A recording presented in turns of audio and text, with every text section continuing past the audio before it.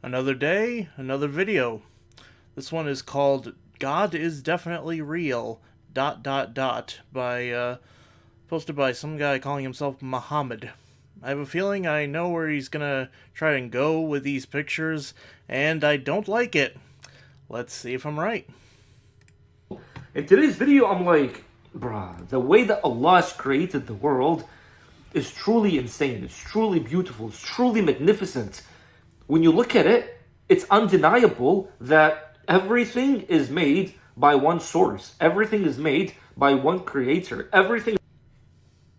Well, looking at the world has not convinced me that it even required a creator, so all we have right now is an unsubstantiated assertion. Got any evidence? Is actually, it all goes back to this one creator. I'm looking at this and I'm like, this right here, obviously, it's a human lung, and this right here is a tree. What are the chances that both of these are the same exact way? Like you can pretty much see that it's made in the same exact way. How precisely do these pictures of the airways of a human lung and some random tree show that they are made in the same way? Why would appearance imply anything about the process in which something was formed? There is an ayah in the Quran where Allah says, "We will show them our signs in the horizon and within themselves until it becomes clear to them that it's the truth." Allah will show you signs outside in the world and inside within you until you know that this is the truth. What is that truth? The truth that everything is made by the same creator, by the one source. So that when you're looking A holy book is an additional claim. It's not proof of anything. at the outside signs, understand that they're the same signs that are within you. You want to study yourself? You study the creation, you study the universe. If you want to, when you study yourself, you're studying the universe. That's why Imam Ali himself says, he's like, you think you're a small creator, but inside you is an entire universe. So you are not someone small. This is why even when you sit in meditation and then you observe your thoughts, this is as powerful as when you sit and think about the universe. You contemplate about the creation of Allah, because that is ayat, and within are also ayat. And for you to be pondering upon it is something extremely, extremely powerful, because it'll make you realize that it's all made by the same source. So it'll A feeling, no matter what causes that feeling to occur, is not evidence of a claim. A feeling that everything has a single particular creator says absolutely nothing about what is true in the world outside the human mind. strengthen your connection with Allah a lot. And then you will know it's all just one source. And then when you look at this is a brain cell, and this right here is the universe itself. So on the left is the neural network of a brain, and on the right is the entire universe right here. The microcosm is the macrocosm. So Okay, to start, both of those pictures are artistically produced visualizations of the things they represent. The fact that these two particular pictures look kinda similar means absolutely nothing, because anyone can draw two different things and have them end up looking alike. Also, what is supposed to be meant by microcosm and macrocosm in this presentation? Why are the levels of a neuron in a brain and what appears to be a model of a galactic supercluster chosen? What actual similarities are there between those two things that make them equivalent? So when Allah is talking about خلق السماوات والأرض, understand Allah is also addressing you. This is why I say when Allah talks about the sky, which is this right here, the universe, as-samawat, Allah's talking about the head, the brain, the mind, what's within you. And when Allah's talking about the earth, Allah's talking about the rest of the body. Now, go and look at the ayat in the Quran and try to substitute the word samawat with the mind, al-ard with the body, and see how much more fruits come out when you read it that way.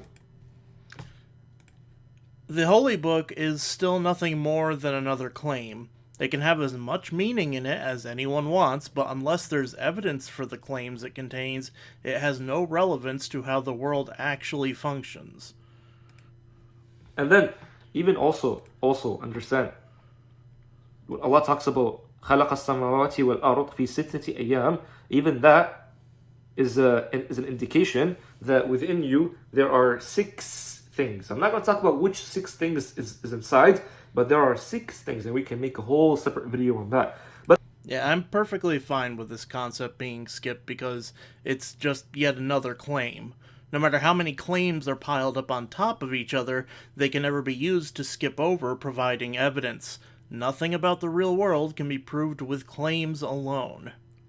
But then also when you look at this, for example, the Fibonacci sequence, it's like everything follows the same pattern. Your fingerprints, the seashells, the waves, the human body, the universe, it all follows the same sequence, which is an indication, once again, that it's all made by the same creator, the same source, the one source. Yeah, this is exactly what I've been expecting since the start of the video. First off, the overwhelming majority of spiral patterns found in nature are not related to the golden spiral, golden ratio, or Fibonacci sequence at all. They look kinda similar, but when they're measured, we find that they are different types of spirals.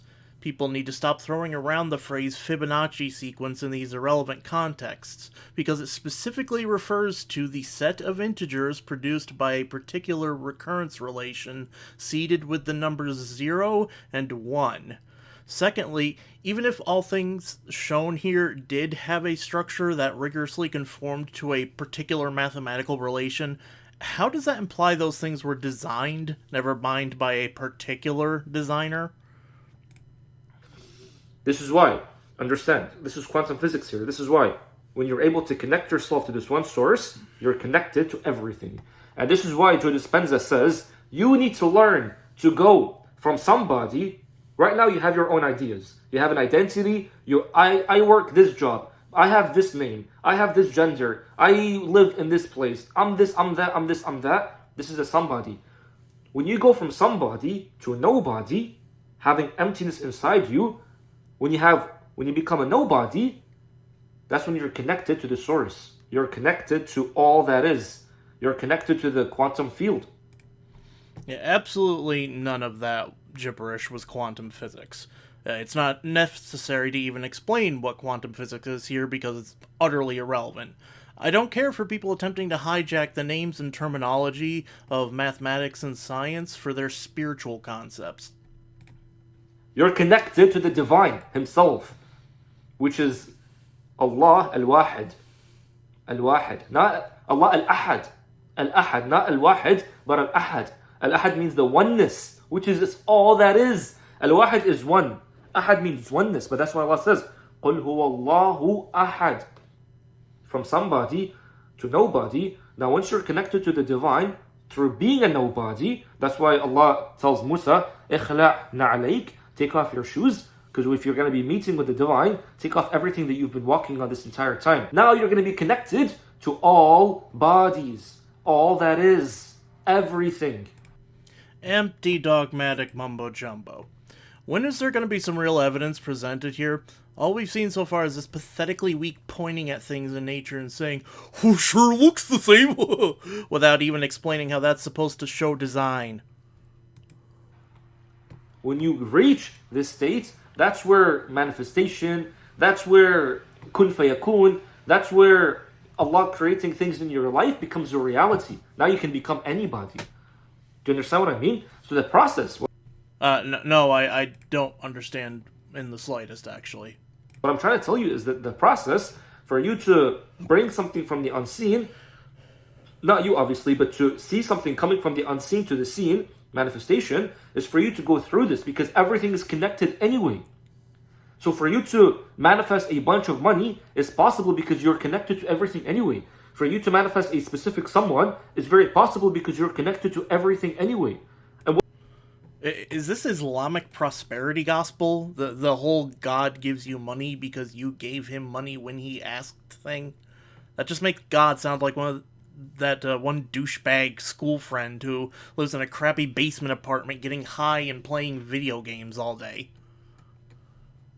What's the process of you doing that? You go from somebody to nobody. How do you do that? Observe everything. Detach yourself from everything. Go back to being the awareness. Go back to being the sky. What's the sky? The sky is just there, not attached to anything. It's just observing everything. And there's Last time I checked, the sky is pretty firmly attached to our planet, so I have no idea what this nonsense is supposed to mean either. something within you, very deep, that's observing everything.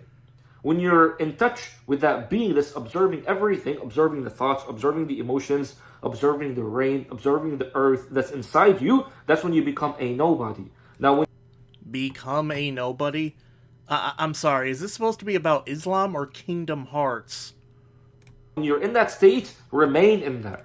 Remain in that. And the divine himself will guide you to giving you what's best for you. And Allah knows what's best for you more than you know what's best for you. Allah knows and you don't know. You plan and Allah plans, and Allah's plan is best anyway. That's when you're connected to everybody.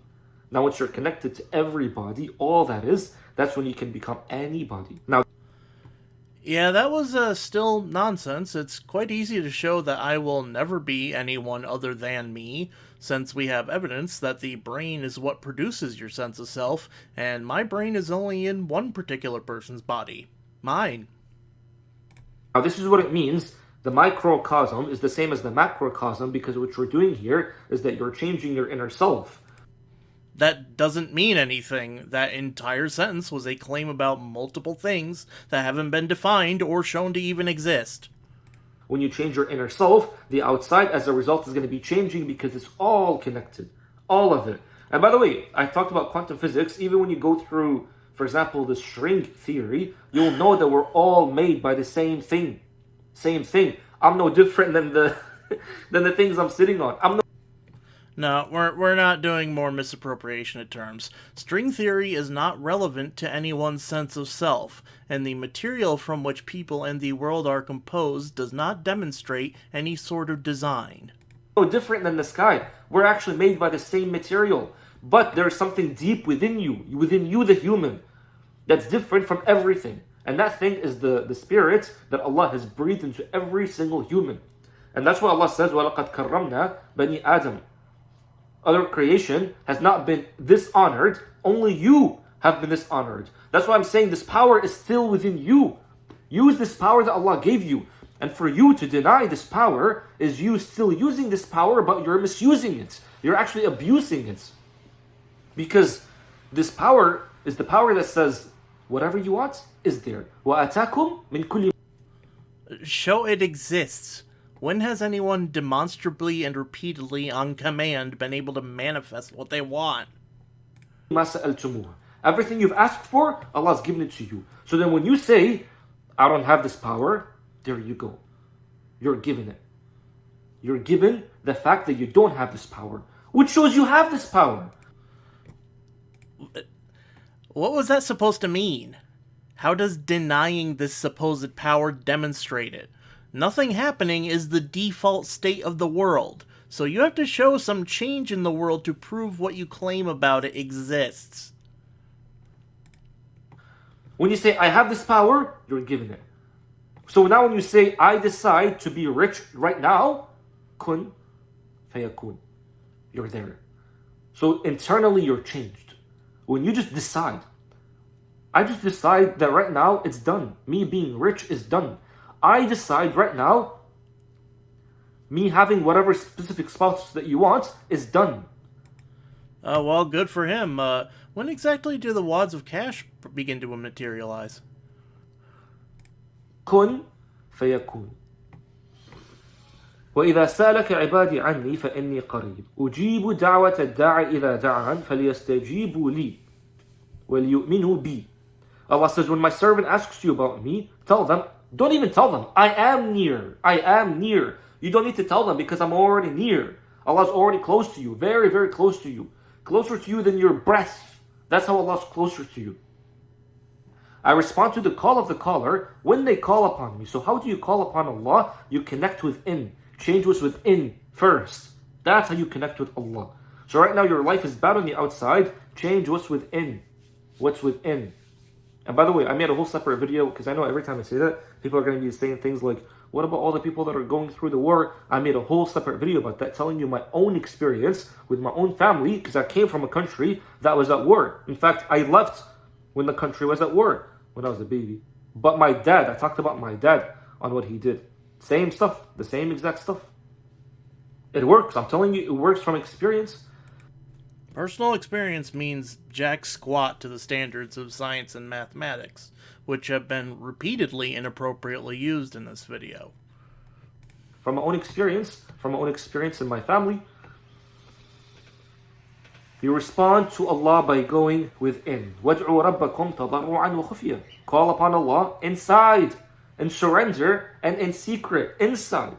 So go within. When you go within, and then you change the world that's within you first, Allah says kun.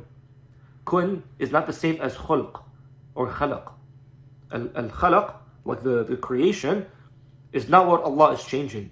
Allah, when He says kun, it's not towards the creation, it's towards something inside. It's becoming. To become something is inner, it's inside. Not on the outside, inside. So when Allah says kun, what's happening is your inner is being changed. Fayakun. Then you become inside. Once you're changed inside, then the creation, which is the physical world, becomes different. Then that's what Allah changes in 6 days. Which I can make a whole separate video on what that means.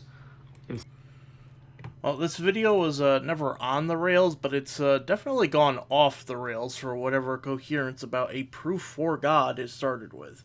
Meditation feeling nice is perfectly fine, but that doesn't substantiate any particular holy text or prove God exists. 6 days, but it'll take time because the physical world is within space and within time. But your inner world is not within space and within time. The ruh is not within space and within time. So when Allah says kun, it's the inner self. That's why when you say, I decide to be rich right now, and you feel rich inside you right now, and then the thoughts that come to you are about richness right now, give it enough time, the outside world will change. I'm telling you from my own experience, that's how it is. That's how it is. Well, fantastic. It looks like we have a volunteer for the study on if meditation and prayer can cause changes in the world external to a person's mind. I'm sure he'd never object to somebody doing a double-blind study on his claim because it'll surely be substantiated and not shown to be random chance whatsoever. Works on anybody. As long as you're human, you can hear and you can see and you can think, it works with you. That's all the requirements. See, hear, think, that's it. Baby's crying, so I'm gonna have to go. But anyway, so if this was helpful, because this is extremely helpful for me, if this is helpful, let me know, Habibi. Look, I have nothing against people having coping mechanisms to deal with whatever happens in their lives, but I do not respect and will vocally share my objection to attempts to use parts of science and mathematics to build up religious ideology. Science, math, and the world are not compatible with the literal religious claims of Islam. That needs to be understood and respected.